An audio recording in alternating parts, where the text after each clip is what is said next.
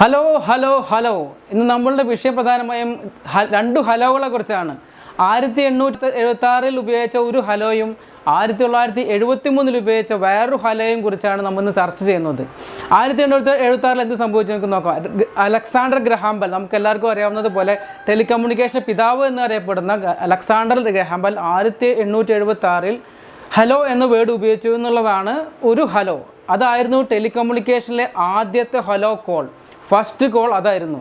ആ കോൾ പിന്നീട് അദ്ദേഹം ഉപയോഗിച്ച വേർഡ് ഹലോ എന്നാണെന്നും അതല്ല മറ്റു പല വേർഡാണെന്നുള്ള ഒരു കോൺഫ്ലിക്റ്റ് ഇന്ന് നമ്മളുടെ ഇൻഡസ്ട്രിയിൽ ഒരു ചർച്ചാ വിഷയമാണ്. എന്നിരുന്നാലും നമ്മളുടെ വിഷയം ഹലോ എന്നാണ് ഉപയോഗിച്ചെന്നുള്ളതിനേക്കാൾ ഉപരി ആ വേർഡ് ഇന്നും ഉപയോഗപ്പെടുത്തു എന്നുള്ളതാണ്. ഫസ്റ്റ് കോൾ ചെയ്തപ്പോൾ അലക്സാണ്ടർ ഗ്രഹാം ബെൽ ഉപയോഗിച്ചത് ഹലോ എന്നായിരുന്നാലും അല്ലെങ്കിലും അദ്ദേഹം ഉപയോഗിച്ച മറ്റൊരു വേർഡ് അദ്ദേഹത്തിൻ്റെ അസിസ്റ്റൻറ്റിനെ വിളിച്ചുകൊണ്ട് 1876 ഫസ്റ്റ് കോൾ ചെയ്തത് അമേരിക്കയിൽ വെച്ച് അദ്ദേഹം നടത്തിയ ഒരു കോൾ.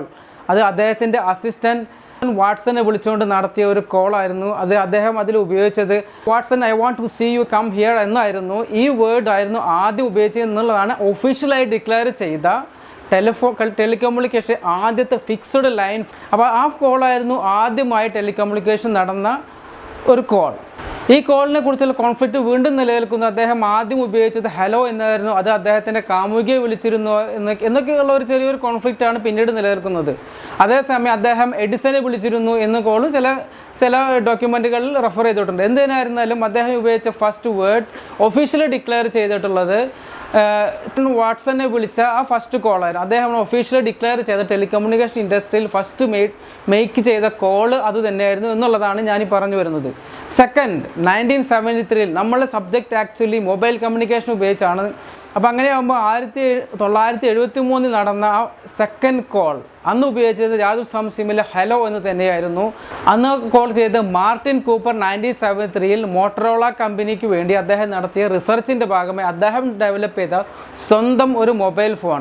ഇന്ന് നമ്മൾ മൊബൈൽ കാണുന്ന പോലെ ഹാൻഡിനായും കീപാഡും അതുപോലെ മറ്റു മൗത്ത് പീസും എല്ലാം അടങ്ങുന്ന ഒരു ബാറ്ററിയിൽ ഓപ്പറേറ്റ് ചെയ്യുന്ന മൊബിലിറ്റി ഉള്ള ഒരു ഫോണായിരുന്നു അദ്ദേഹം ആദ്യം അന്ന് കോൾ ചെയ്യാൻ ഉപയോഗിച്ചത്. വളരെ വിചിത്രമായിരുന്നു ആ കോൾ. ആദ്യമായിട്ട് ഈ കോൾ ആര് ചെയ്യണമെന്ന കാര്യത്തിൽ അദ്ദേഹത്തിന് കൺഫ്യൂഷൻ ഉണ്ടായിരുന്നു. അദ്ദേഹം വേറെ ഒന്നും ചിന്തിച്ചില്ല. തൻ്റെ ഫോണുമായി ന്യൂയോർക്ക് ടൗണിലേക്ക് ഇറങ്ങി. അദ്ദേഹത്തിൻ്റെ കൂടെ തൻ്റെ സെക്രട്ടറിയും ഒരു മാധ്യമ പ്രവർത്തകനെയും കൂടെ കൂട്ടി ഒരു ക്യാമറമാനെയും കൂട്ടി അദ്ദേഹം പുറത്തിറങ്ങിയിട്ട് അദ്ദേഹം ചെയ്തത് വളരെ വിചിത്രമായിട്ട് അദ്ദേഹം തൻ്റെ ഫോൺ എടുത്തു. ഈ ഫോൺ കണ്ട ആളുകളെല്ലാം വളരെ വിചിത്രമായി അദ്ദേഹത്തെ നോക്കി. എന്താണ് അദ്ദേഹത്തിൻ്റെ കയ്യിലുള്ളത്? തീർച്ചയായിട്ടും അദ്ദേഹം ആരെയാണ് വിളിക്കാൻ നോക്കുന്നത്? എല്ലാവരും വളരെ വിചിത്രമായി അദ്ദേഹത്തെ നോക്കി. അദ്ദേഹം തൻ്റെ കയ്യിലുള്ള ഫോൺ എടുത്തുകൊണ്ട് ആദ്യം ഡയൽ ചെയ്തത് വേറെ ആരെയുമല്ല, അദ്ദേഹത്തിൻ്റെ റിവലായിട്ടുള്ള AT&T കമ്പനിയുടെ തലമുതിർന്ന നേതാവായിരുന്ന ഡോക്ടർ ജോൾ എംഗലിനെയായിരുന്നു. ജോൾ എംഗൽ അദ്ദേഹത്തിൻ്റെ ഒരു റിവലായിരുന്നു. കാരണം AT&T അന്നും അദ്ദേഹത്തിൻ്റെ മോട്ടറോളയും തമ്മിൽ കോമ്പറ്റീഷൻ നടക്കുന്ന ഈ സന്ദർഭത്തിലായിരുന്നു അദ്ദേഹം ആദ്യമായിട്ട് കോൾ ചെയ്ത് ഫോണെടുത്ത് നമ്പർ ഡയൽ ചെയ്ത് വേറെ ആരുമല്ല ഡോക്ടർ ജോളിനെ വിളിച്ചിട്ട് പറയാണ്, Dr. Joel, Mr. Dr. Joel, I'm Martin Cooper here. I'm calling from my cell phone, my portable cell phone, self-made cell phone. ഇത് കേട്ടതും അദ്ദേഹത്തിൻ്റെ ജോളിൻ്റെ ടോട്ടലി അദ്ദേഹം സ്റ്റക്കായി. കുറച്ച് നേരത്തേക്ക് അദ്ദേഹം മ്യൂട്ടായി എന്നാണ് പറയുന്നത്. അപ്പോൾ അത്രയും വൈറലായിട്ട് ഈ രണ്ട് കോളിനെ കുറിച്ചാണ് സംസാരിച്ചത്. നമ്മൾ ഈ സംസാരിച്ച് പോകുന്നത് എന്തുകൊണ്ടാണെന്ന് വെച്ചാൽ ഫിക്സഡ് നെറ്റ്വർക്കിൽ നിന്നും നമ്മൾ മൊബൈൽ കമ്മ്യൂണിക്കേഷൻ വന്നത് 1973 മുതൽ 1979 ജപ്പാൻ ഡെവലപ്പ് ചെയ്ത ജപ്പാനിലെ നിപ്പൺ ടെലിഗ്രാഫി ആൻഡ് ടെലിഫോണി എന്ന് പറഞ്ഞാൽ NTT എന്നറിയപ്പെടുന്ന ജപ്പാൻ കമ്പനി ആദ്യമായിട്ട് ഒരു സെല്ലുലാർ മൊബൈൽ സിസ്റ്റം നെറ്റ്വർക്കിൽ ലോഞ്ച് ചെയ്യുന്നത്. NTT ഡെവലപ്പ് ചെയ്ത ഒരു മൊബൈൽ ഫോൺ ഉണ്ടായിരുന്നു. ആ മൊബൈൽ ഫോൺ പിന്നീട് മാർക്കറ്റിൽ മൊബിലിറ്റിക്ക് വേണ്ടി ആദ്യം ഉപയോഗപ്പെടുത്തിയ ഫോണായിട്ട് പിന്നീട് പല മിലിറ്ററി ആപ്ലിക്കേഷൻസിലും അത് 1979 ഇറങ്ങിയ ഫോണായിരുന്നു. ഫസ്റ്റ് മൊബൈൽ ഫോൺ എന്ന് പറഞ്ഞ് മോട്ടോറോ ഡെവലപ്പ് ചെയ്ത് ഡൈനാടെക് എന്നറിയപ്പെടുന്ന ഒരു ഫോണായിരുന്നു. അത് വളരെ ബൾക്കിയായ ഫോണായിരുന്നു. അത്തരത്തിലുള്ള പല ഫോണുകളും മൊബിലിറ്റിക്ക് വേണ്ടി ഉപയോഗപ്പെടുത്തുക, പല ഫോണും മാർക്കറ്റിൽ ഉപയോഗപ്പെടുത്തും. മിലിറ്ററി ആപ്ലിക്കേഷൻസ് വേണ്ടി പോലീസ് ഉപയോഗപ്പെടുത്തിയിരുന്നു, മിലിറ്ററീസ് ഉപയോഗപ്പെടുത്തുന്നു, അങ്ങനെ പലരും ഉപയോഗപ്പെടുത്തിയിരുന്നു. പിന്നീട് GSM സ്റ്റാൻഡർഡൈസ് ചെയ്തിരുന്നതാണ്. 1980s സ്റ്റാൻഡർഡൈസ് ചെയ്ത് 1992 കൊമേഴ്ഷ്യലായി ഇന്ത്യയിലും മറ്റു പല രാജ്യങ്ങളും നമുക്ക് ഇന്നത്തെ രൂപത്തിൽ ലഭിക്കുന്ന ഒരു കുഞ്ഞ് ആൻറ്റിനുള്ള മൊബൈൽ ഫോൺ അന്ന് മുതലാണ് ലഭിച്ചു തുടങ്ങിയത്. ഇന്ന് ആൻറ്റിന ഇല്ലാതായി, അതെല്ലാം എവല്യൂഷൻ്റെ ഭാഗമായി സംഭവിച്ചിരുന്നതാണ്. ആ 2 കോളുകൾക്ക് ശേഷം നടന്ന സംഭവ വികാസങ്ങൾ പിന്നീട് എത്തിച്ച 1992ലേക്കാണ്. 1992 നടന്ന ചേഞ്ചസ് പിന്നീട് 1G എന്ന ടെക്നോളജിയിൽ നിന്ന് 2G എന്ന ടെക്നോളജിയിൽ 2000 വരികയും പിന്നീട് 3310 എന്ന് പറയുന്ന ഈ ഫോണിലേക്ക് എവല്യൂഷൻ സ്റ്റാർട്ട് ചെയ്യുകയും ചെയ്തു എന്നുള്ളതാണ്. ഞാൻ നിങ്ങളെ ഇൻവൈറ്റ് ചെയ്യുന്നത് ഈ 3310ക്ക് മുമ്പ് എന്തായിരുന്നു എന്ന് പറയാൻ വേണ്ടിയിട്ടാണ്. നമ്മളിനി കമ്മ്യൂണിക്കേഷൻ്റെ പല ഭാഗങ്ങൾ സംസാരിക്കുകയാണ്. അപ്പോൾ നിങ്ങൾക്ക് സ്വാഭാവികമായിട്ടും മൊബൈൽ കമ്മ്യൂണിക്കേഷൻ എന്തായിരുന്നു എന്ന ചെറിയൊരു ഐഡിയ ലഭിക്കാൻ വേണ്ടിയിട്ടാണ് ഞാൻ ഇത്രയും സംസാരിച്ചത്. 1979 ഇറങ്ങിയ ജപ്പാൻ ഡെവലപ്പ് ചെയ്ത, പിന്നെ 92ൽ നോക്കിയ വരികയും മോട്ടറോള വരികയും പാനസോണിക് ഇറങ്ങി.